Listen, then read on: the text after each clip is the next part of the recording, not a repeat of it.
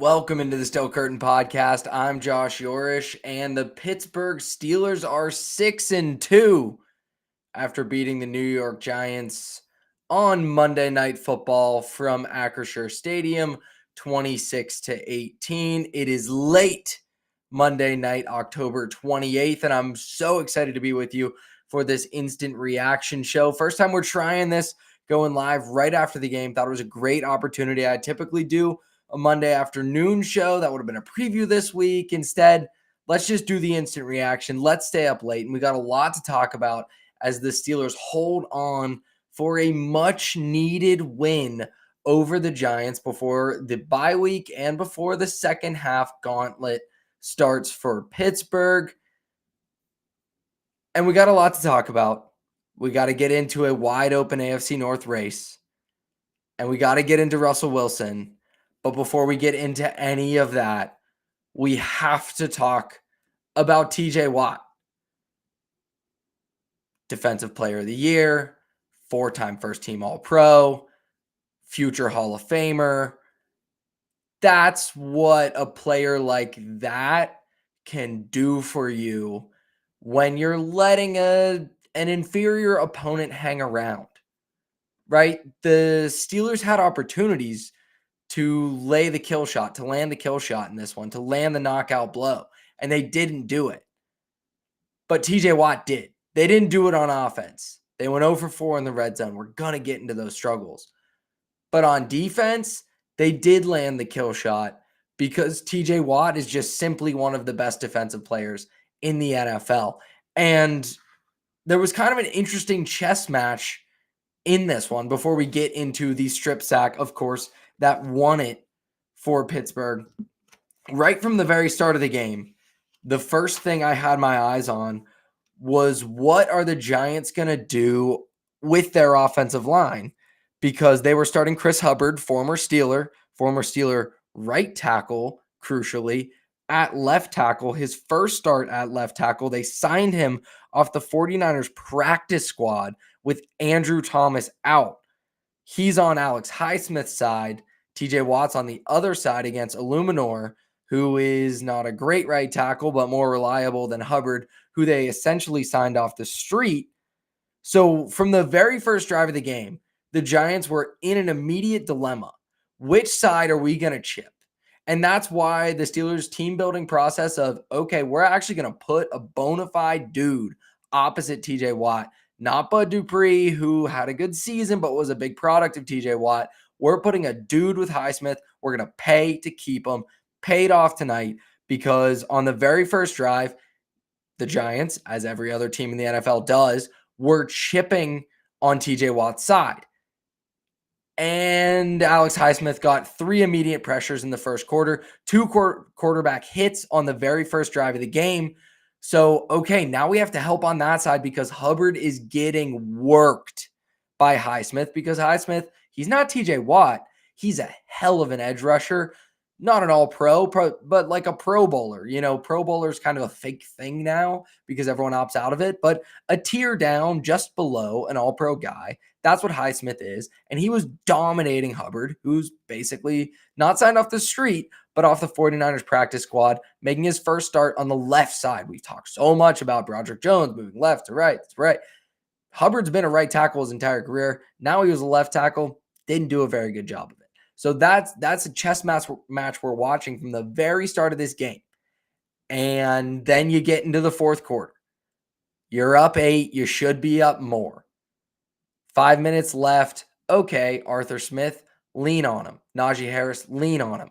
This is one of the worst run defenses in the NFL. By yards per carry, 5.4 yards per carry coming into this one. It is the worst run defense in the NFL. Lean on him, close this game out. And Russ fumbles on a scramble. They trust the quarterback to throw and probably should because he was lights out. And he fumbles on a scramble. That's a recipe for an upset. So many things about this game were a recipe for an upset. 0 for 4 in the red zone, as I said. Recipe for an upset. A late fumble like that, recipe for an upset. And TJ Watt just took over on that last drive. He didn't have a sack for 2 games coming into this one. Last time, Troy Aikman said it late in that broadcast, He went 3 games without a sack, was 2018. So you knew he was going to get one at some point tonight. He got one in the second half. It was mostly the product of Highsmith getting pressure against Hubbard. And then he gets the game-winning strip sack. So let's get into that fatal Giants drive before the final one that ended with a Beanie Bishop interception. Beanie getting his 3rd pick in 2 games. He is turning into something of a star for this defense after being a liability early in his rookie season. So Russ gives the ball back on the fumble. The Giants take over at the Steelers' 37-yard line. Jones completes a pass to Malik Neighbors for 9 yards. Then a run to Tyrone Tracy for a first down, 2 yards. Tyrone Tracy, who had been killing the Steelers all night. The Giants have time. They have timeouts. They're on the cusp of the red zone. And Jones, who's an athletic guy, he's not sneaky athletic. He's athletic. He's a really good runner. Takes off to scramble. Guess who clips him at the heels? TJ Watt takes him down for a 2-yard gain. Could have been a big play. Could have potentially, maybe not, that wouldn't have been the game-tying touchdown, but another first down, keep things moving.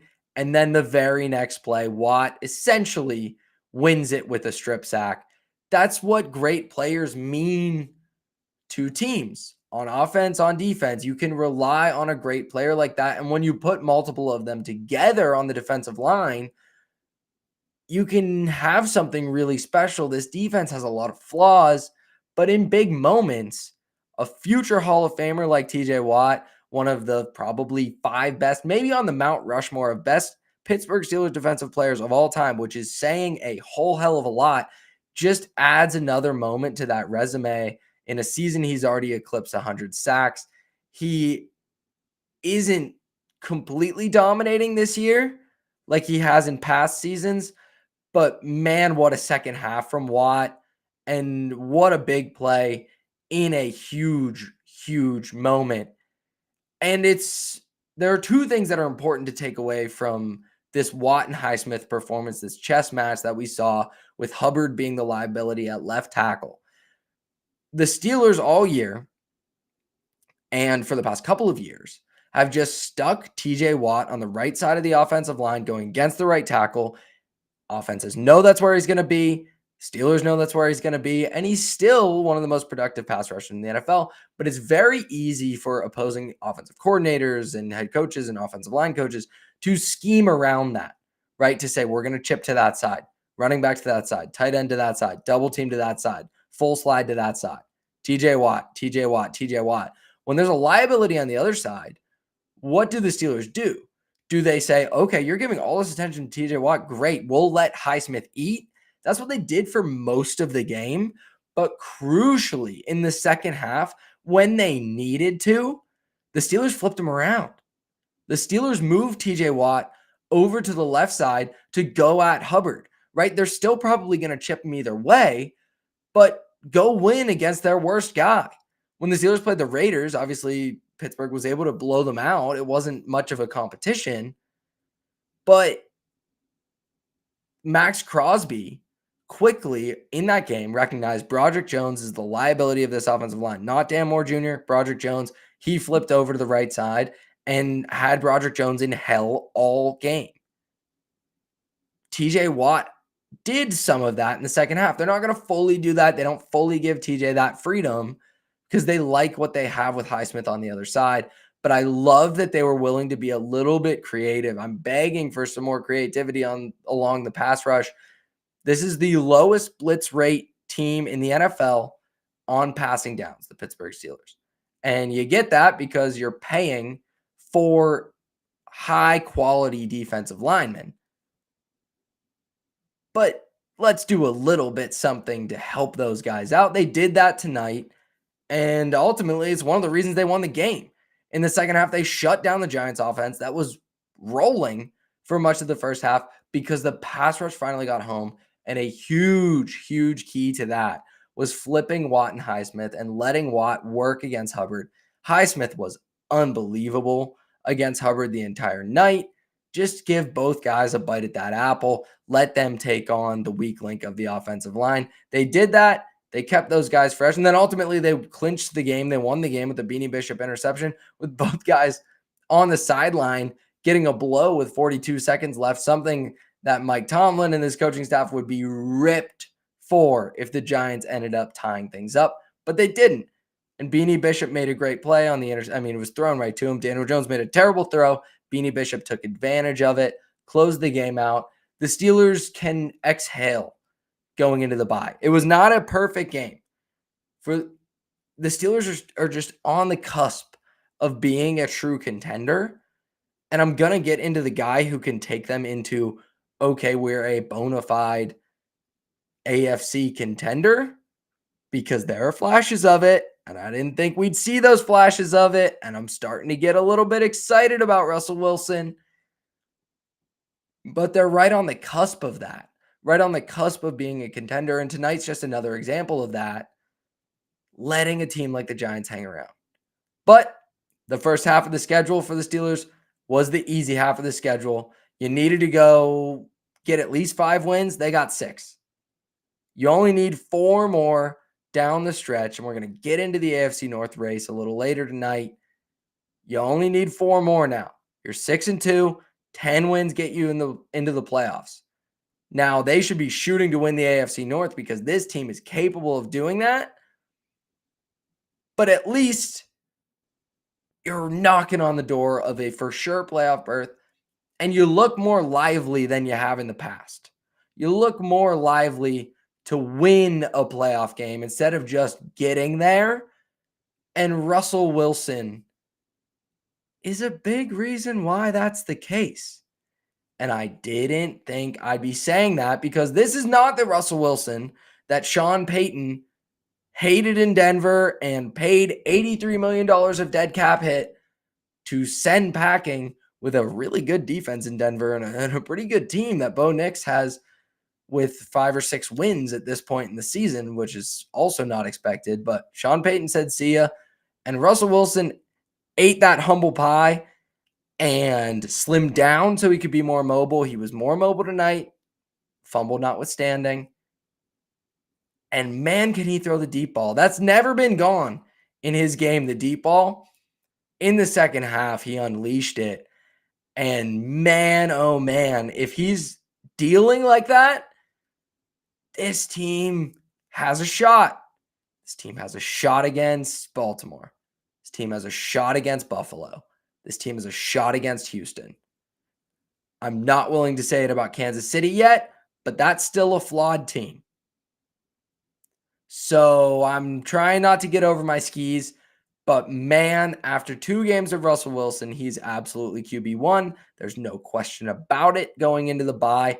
That's a great feeling because you don't have to worry. Justin Fields took it like an absolute professional to benching. Russell Wilson looked bad for a quarter. He's been really good since. And I said it was Russell Wilson Foles gold last week. And you can find the clips of that. They're all out there. Because Russ didn't play that well last week.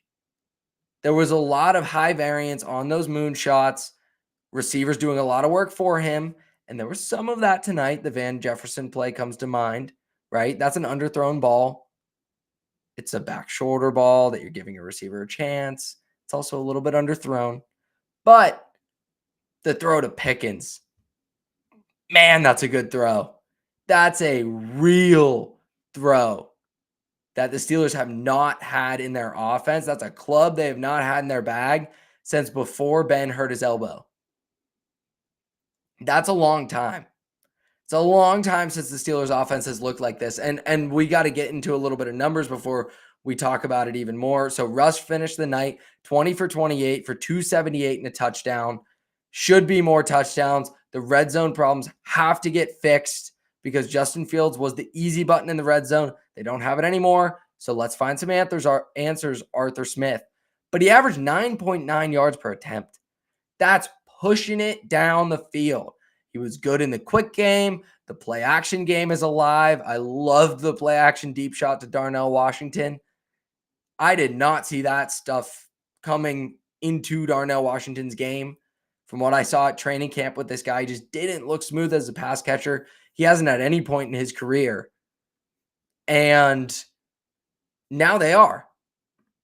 And John says they're passing the eye test. They're absolutely passing the eye test.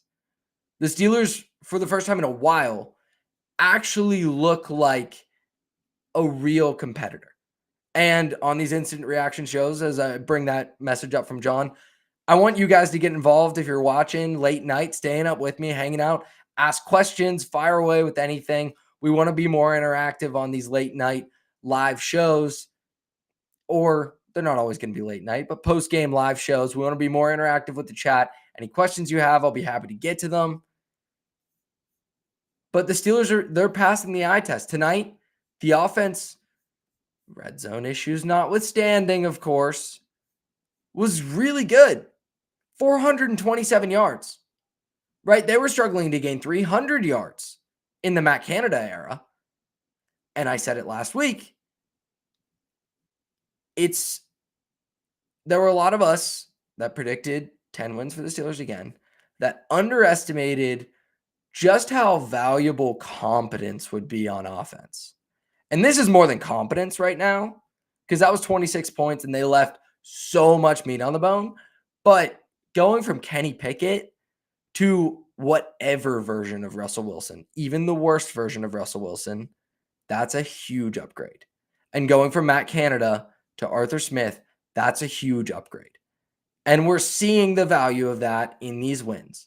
Now the schedule's going to get a lot tougher. We got to figure out the red zone stuff. They got to figure out the defense. But this team is looking better than I thought it would at any point this season. And we have another question. Perla Pearls, what's your confidence in beating the Chiefs? I didn't mention the Chiefs because I said the Steelers. I think they can beat the Ravens. I think they can beat the Bills. I think they can beat the Texans. The Chiefs are just a different animal right now defensively. And once that offense really fully integrates DeAndre Hopkins, and I'm not sure DeAndre Hopkins is still like the DeAndre Hopkins that we think of, but I'm also not sure that matters, right? Patrick Mahomes this year, he's not going to win the MVP. He's not playing as well as Lamar Jackson. He's throwing some interceptions, and it doesn't matter. His average depth of target is under 6 yards an attempt. He's playing like a game manager this year, Patrick Mahomes, and it's still enough because they built that defense to be a juggernaut, and it's really good. And Steve Spagnuolo is one of the best defensive coordinators in the NFL. I just have a hard time picking anyone to beat the Chiefs in a one-game playoff scenario because when you need Patrick Mahomes to turn it on, right, he's just going to. And I'll get into some of the defense stuff right now too. Like Troy Aikman said it really well.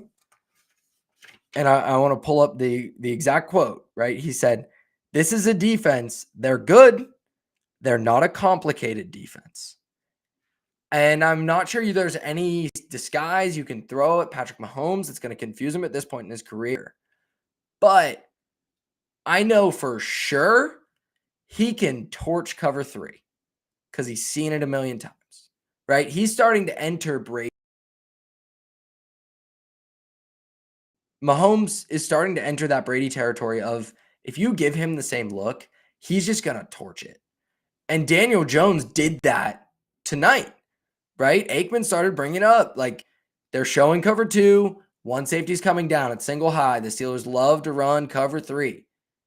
They love to rely on the talent, right? Cover 3 in a lot of ways is a talent-based defense over a scheme-based defense.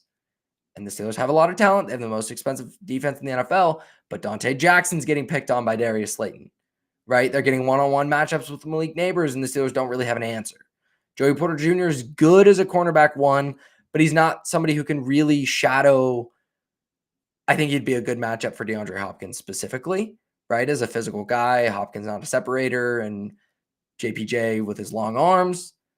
That's kind of a good matchup, but I don't think it's time yet to fully turn our eyes to like the Chiefs because we got to look at winning the AFC North first. And that's not a certainty because the Steelers have Lamar Jackson's number. He's also playing better than any quarterback in the NFL. He might win his 3rd MVP this year. And that offense with Todd Monken is a different beast than it was with Greg Roman, right? Before, when it was Ravens and Greg Roman, and I'm going to get into this a little later as well, kind of jumping the gun, but that's fine. You used to be able to just blitz Lamar and it would neutralize everything.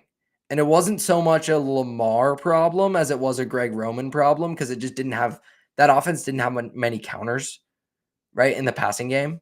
And it's so reliant on heavy formations and option run game stuff. If you brought a lot of bodies to the line of scrimmage, it threw them off. Now he's one of the best quarterbacks in the NFL against the blitz, and torched Tampa Bay when they blitzed him on Monday Night Football. And he didn't play as well against the Browns, but there were also a lot of drops in that loss. So those are the teams we have to focus on first before we can focus on the Chiefs.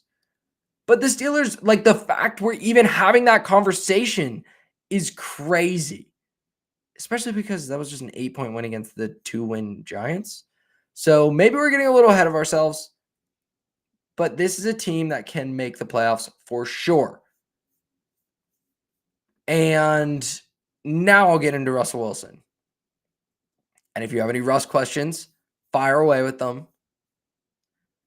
This game, to me, was a perfect example, and we haven't seen this in a long time, so I forgot what it looked like.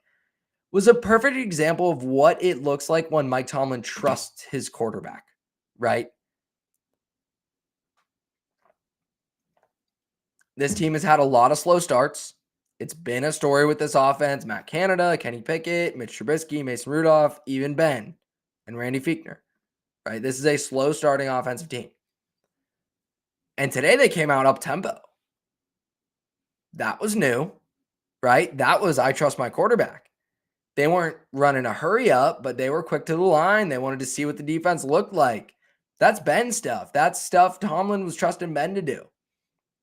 Up in the fourth quarter, they're taking deep shots. They're going for the kill, right? That play action deep shot to Pickens, best throw Russ has had maybe since Seattle. And that's with the lead in the fourth quarter, right? That's not the conservative approach that we've come to know with Mike Tomlin. That's something different entirely. That is, all right, I trust you, Russ. Go win me a football game. And I just think that's how you have to play when you're playing against good teams, right? And you have to try to play that way against bad teams. So Russ fumbled, right? Up in the fourth quarter, you're letting him throw, tries to scramble, and he fumbles. All right, let's work out the kinks. Let's see what this looks like when we have margin for error, because TJ Watt can just get a strip sack against Daniel Jones and put this thing to bed. Let's play aggressive. Let's trust our quarterback to try to win us a football game. And let's win a high-scoring football game, right? Let's open the offense up. And Mike Tomlin is behaving the way Mike Tomlin used to behave when Big Ben was his quarterback. Now, he's not fully there, right? He's not interested in winning 40-point shootouts and playing, that type of football, because his defense is better than that. The run game is pretty good. He can still lean into that stuff, but he's trusting his quarterback. And I hope tonight, with that Russ fumble, doesn't make him go into a shell. And I don't think it will, because even after that drive, the Steelers got the ball back, 3rd and 5, right on the cusp of field goal range. And they ended up punting, but they called a play action pass for Russ and a rollout, right? Get him moving, use his mobility a little bit. Trust Russ. He's a veteran. He took off. Didn't get enough for the first down. Protected the ball that time, right? Didn't throw the ball away to stop the clock. Russ is deserving of that level of trust, and Tomlin's giving it to him. And that is so encouraging to me. And all of the offensive success is awesome between the 20s, right? The offense is lights out between the 20s. And then we get into the red zone, we being those Steelers, get into the red zone, everything kind of clogs up a little bit.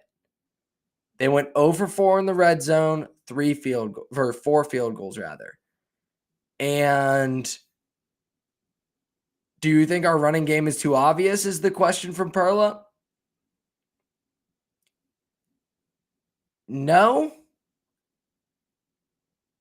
But the best element that the Steelers had in the red zone was the quarterback run game, right? So that's why that question is interesting to me because no, like they're varying things up between zone scheme and gap scheme. They're starting to get away from the pitches a little bit. They're working in a healthy Warren and running him from shotgun some. They even had a really nice run in the first half, Najee Harris with Connor Hayward at fullback that I thought was really interesting because Najee has a lot more success in gap scheme running. That was a zone run, but with a fullback.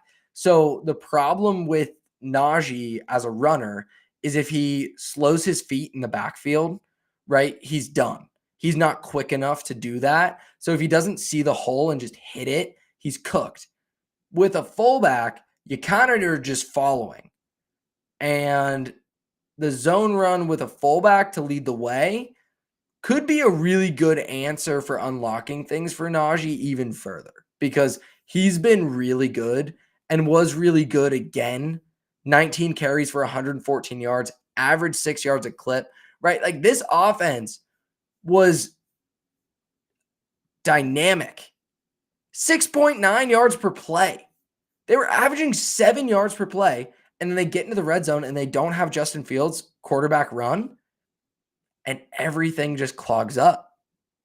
And that's not entirely fair, right? Because the first trip of the game, get to the red zone, throw a touchdown to George Pickens, and a Broderick Jones face mask wipes it away. 2nd and 24, then you call a draw play. I don't love that, but 2nd and 24 near the red zone, you don't really have enough room to throw it towards the sticks. You don't want to turn it over. Like, I'm upset with Mike Tomlin playing for field goals early in the game, generally. I didn't hate that one because the face mask just backs you up so much. At that point, take the 3 points. You're playing an inferior opponent, and you shouldn't play down to your competition. In that case, I like the decision to play for the field goal. Next trip to the red zone. Van Jefferson doesn't sit down in the soft spot in the zone. And that's just a communication thing between a new quarterback and a receiver first year in the offense, quarterback first year in the offense.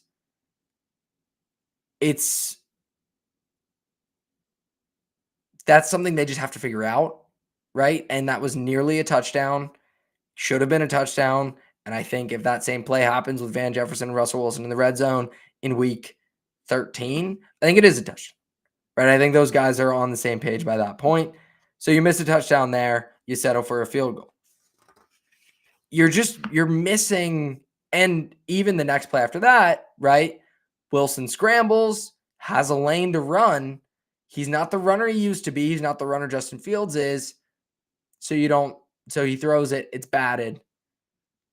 I'm not saying you have to go to Justin Fields in the red zone or at all. Russell Wilson is the best quarterback on this team. This offense is completely different with Russell Wilson at quarterback. It is leaps and bounds better than I thought it could be at really any point this season. But in the red zone, it has to figure something out. It has to figure out an answer. And I don't think that's a George Pickens fade every time, right? It's easy to be like, just throw it up to the big guy. Yes, but also fades are one of the least efficient plays in football. And I don't want to just live on that in the red zone. That doesn't seem sustainable to me. What does seem sustainable to me is finding a way to run the ball in the red zone. If you can run the ball in the red zone, you're going to score touchdowns. They could do it with the quarterback when Justin Fields was back there. Now we have to find an answer. Is it Jalen Warren more in the red zone as a slightly more decisive at times runner, quicker to the edges, right? Are we testing those edges with Jalen Warren? Are we getting Russ involved in the quarterback run game? Arthur Smith needs to figure that out, but I have confidence that he will because this is a competent offensive staff now with a Super Bowl winning quarterback who seems to be recapturing it in a really meaningful way. And Russ isn't perfect, and that's why I'm calling this up. Stop calling back shoulder passes underthrown. Sometimes they're back shoulder passes. Sometimes they're underthrown. It's hard to discern the difference. And I am hesitant to give too much credit to a back shoulder pass that's a moon ball, right? Because that's pretty hard to, and maybe that's just a credit to Russell Wilson, but to be that precise with it. If you think you're thinking a back shoulder throw, you're typically thinking Aaron Rodgers, Devontae Smith with some zip to it to the outside. I don't think all of them have been underthrown, those back shoulder ones. I don't necessarily think that was the case so much with the Van Jefferson one. I think more of the underthrown passes were last week. I don't think Russ was particularly sharp against the Jets. Against the Giants, I definitely think he was better. They just need to find a way to be better in the red zone. I don't have the exact answer for it. Darnell Washington was an answer early in the season.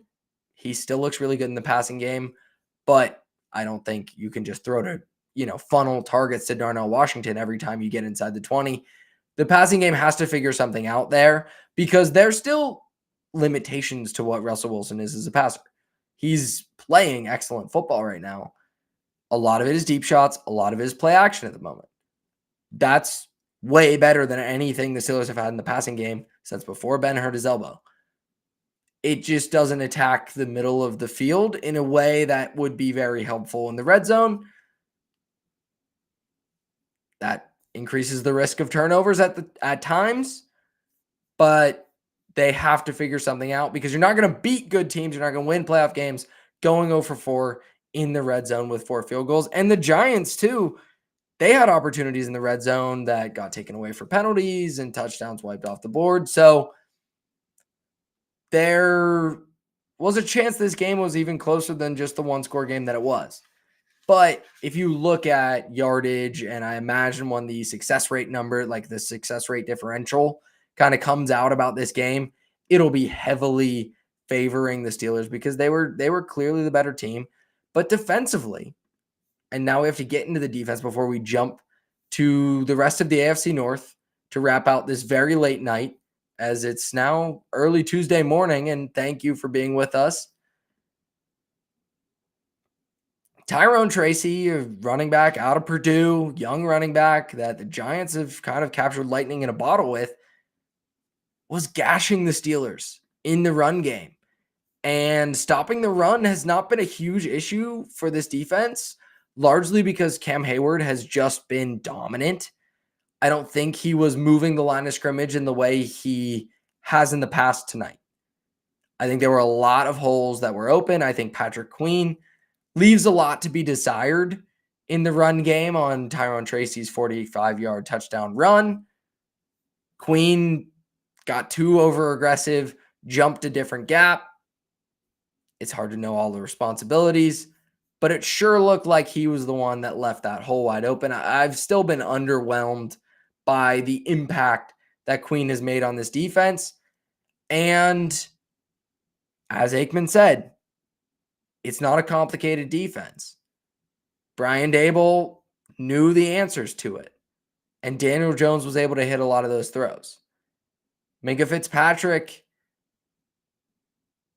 they rely really heavily on Minkah Fitzpatrick to be their version of cover 2 or cover 4 or whatever you. In the NFL, early in the season, the storyline was, deep passing is gone because everyone's playing with 2 high safeties. The Steelers are kind of an exception to that. They still want to play with 1 high safety. They just want it to be Minkah Fitzpatrick and say he's good enough to cover enough ground and be our 2 high safety. And a few years ago, that was true. It's starting to become a question how true that is. He had one that he broke up that was a cover 2 hole shot, so he was a split field safety instead of the lone safety deep and blew one up. There was a throw to Darius Slayton. But if Daniel Jones doesn't wait so long on that, that's still a completion. If Minkah Fitzpatrick can't put a lid on the defense, do you have to play with 2 high safeties?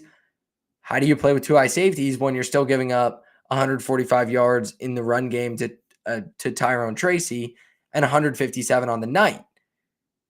That has to get rectified in the bye week. This defense has to come with some kind of a counter in the second half of the year, right? Anytime we talk about this defense, my concerns are how vanilla it is in the pass rush on the defensive line, Watt and Highsmith on either side, line up and play. The secondary, cover three, Minka's the deep safety, Porter, Jackson on the outside, Beanie Bishop in the slot, line up and play. Cover three. It worked for Seattle when Russ was the quarterback there and they were winning Super Bowls. The NFL's had a lot of answers for it since then. And I think you saw that tonight with Daniel Jones, who threw the clinching interception, but he also went 24 for 38 for 264 yards, right? This is a guy that was benched for Drew Lock this season and could lose his job at any given moment. One of the worst contracts in the NFL. And he was dicing up the secondary. He was attacking Dante Jackson, who increasingly seems like a liability. And was still getting matched up against Malik Neighbors at times. And that's definitely a concern for me going forward. And yet, the Steelers are 6-2. And I think for the first time this season, I'm willing to say, I think the Steelers can win the AFC North. Absolutely. Right? You snuck through this game against the Giants. You're 6-2. Your two losses are to the Colts and the Cowboys. Not great teams. Maybe not very good teams, but the best version of the Colts is the one with Joe Flacco playing. That's the one they got. And you lose a close one to the Cowboys. The defense doesn't play well. Dak kind of carves you up. All right. You're going to lose some games. It's the NFL. You did your job. You got 6 wins out of the first 8 games. That was the easy part of the schedule. And now the back half. And I've read this schedule off quite a few times this year because it is a gauntlet. Out of the bye, at Washington, Baltimore at home, at Cleveland, at Cincinnati, home to Cleveland, at Philadelphia, at Baltimore, home to Kansas City, home to Cincinnati. With the Browns benching Deshaun Watson and going to Jameis Winston, and we'll get into the AFC North right now, I'm not sure that there's an easy game on that slate. I'm not sure there's an easy game left for the Pittsburgh Steelers. You only got to win 4 and you're in. 10 wins is going to get you in.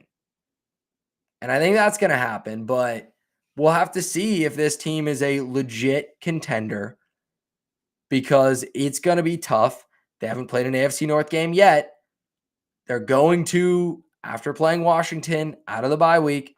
So it's late at night. Let's take a whip around the AFC North in week 8 and what it looked like. Because that's enough on the Steelers win. TJ Watt is the hero. Russell Wilson is improving. Problems in the red zone. Like, those are the 3 big stories. And we'll see if there's solutions out of the bye. The Ravens. They're the favorites coming into the year. They have the reigning MVP. They're 5-3 with losses to the Browns and the Raiders. The Chiefs is the 3rd loss on that, but losses to the Browns and the Raiders. This is the best team in the AFC North, Baltimore. Still, in my opinion, they're the best team in the AFC North. This is a ridiculous Lamar Jackson season. And Pittsburgh Steelers fans do not want to hear about how good Lamar Jackson is because they don't believe it. They haven't seen it in the playoffs, and they haven't really seen it in Pittsburgh. Mike Tomlin has had his number. I don't know if that's going to continue for much longer. With Derrick Henry in that backfield, this is the best rushing offense in the NFL, but they don't need to make the same scheme investment that they needed to make before, right? So they're 5-3 after a loss to the Browns. They have a much improved passing game with Zay Flowers and Rashad Bateman. The defense is not as good as last year, but The Ravens are still my favorite to win the AFC North. I'm willing to admit after this win, the Steelers can win it, but I'd still pick the Ravens if you made me pick. The Browns, who beat the Ravens to get to 2-6, they're the perfect spoiler team coming down the stretch. Nick Chubb comes back. Deshaun Watson is benched for Jameis Winston. Their team's going to be playing free. They don't have much to lose. They have a great coach in Kevin Stefanski. The offense looks so much better with Jameis Winston just immediately. And he nearly threw a pick to lose that game at the end because that's Jameis Winston. That's the Jameis Winston experience. But then he threw the game-winning touchdown to Cedric Tillman, who had a huge game for the Browns. They traded Amari Cooper, and they still may have a better wide receiver core than the Steelers do with Cedric Tillman, Elijah Moore, and Jerry Jeudy. So that's a talented team. I would have loved to play the Browns in the first half of the season, but the schedule didn't break that way. Now they got to beat the best version of the Browns as they try to play spoiler pretty much out of the playoffs already with 6 losses. And then the Cincinnati Bengals. They're 3-5. That loss to the Eagles, that might be the straw that breaks the camel's back with Cincinnati. They can't run the ball. They have offensive line trouble. Orlando Brown Jr. is hurt. Maybe this team trades T. Higgins, right? That's been a question mark with them for a while. When are they going to move on from Higgins? It's unsustainable to pay Chase, Burrow, and Higgins. They don't want to. They're a cheap franchise. Maybe that team blows it up, but I still don't see it. I think there are a lot of tough games coming up for the Pittsburgh Steelers, down the stretch for the Pittsburgh Steelers. But for the first time after escaping this one, because I came into tonight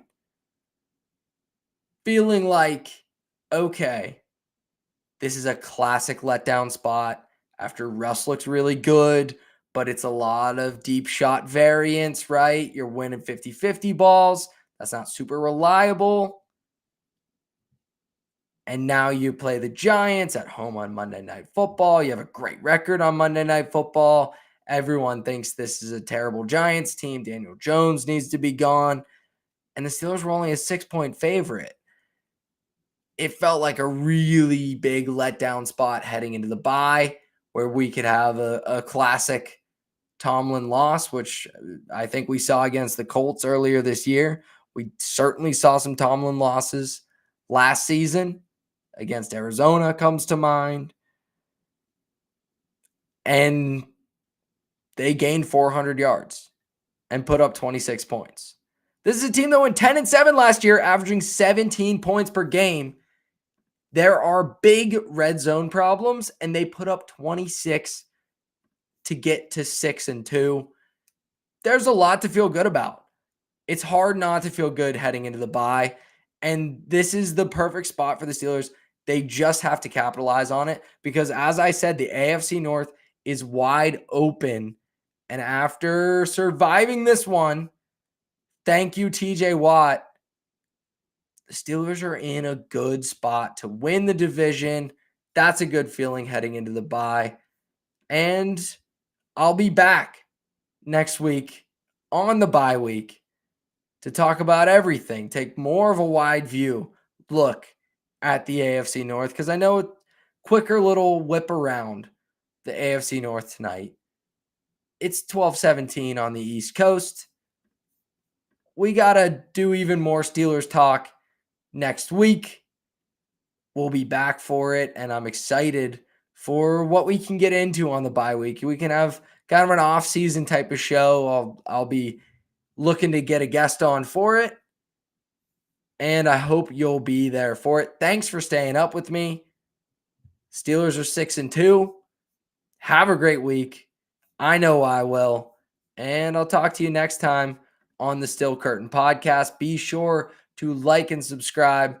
Subscribe to the YouTube. Give us feedback if you like the instant reaction shows, because I had a lot of fun staying up and doing it. This could be a Sunday tradition, hanging out with you guys after the Pittsburgh Steelers hopefully are winning every Sunday and making a playoff run behind Russell Wilson. That'll do it for me tonight. Have a good night and go Steelers. We'll talk next week.